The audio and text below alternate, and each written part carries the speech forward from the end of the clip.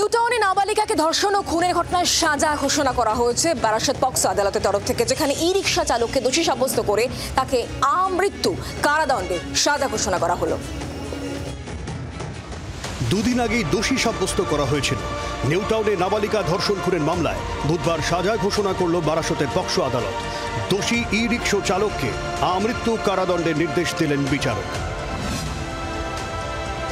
চলতি বছর 7 ফেব্রুয়ারি নিউটাউনের লোহাপুল খাল লাগোয়া জঙ্গল থেকে অষ্টম শ্রেণীর এক ছাত্রীর দেহ উদ্ধার করা হয়।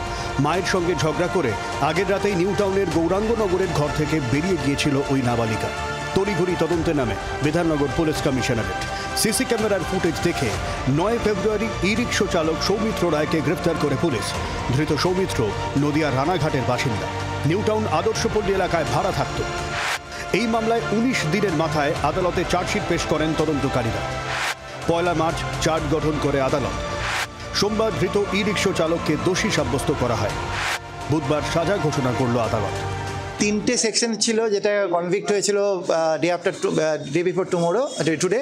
ওখানে তার মধ্যে একটা ছিল 103-এর 1, যেটাতে ওকে যাবজ্জীবন দিল। সেকশন 6 পক্সো অ্যাক্টে ওকে যাবজ্জীবন দিল, তবে এখানে যাবজ্জীবন হচ্ছে যতদিনও বেঁচে থাকবে ততদিন ভেতরে থাকতে হবে এবং রিগোরাস ইমপ্রিজনমেন্ট।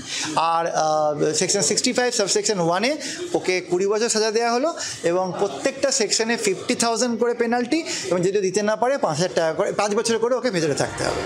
ধর্ষণ খুন থেকে গ্রেফতার, মামলা শুরুর 6.5 মাসের মধ্যেই বিচার প্রক্রিয়া শেষ করে সাজা ঘোষণা করল আদালত। মনোজ মণ্ডলের রিপোর্ট, জি 24 ঘন্টা। বাংলার আওয়াজ, বাঙালির আবেগ, জি 24 ঘন্টা।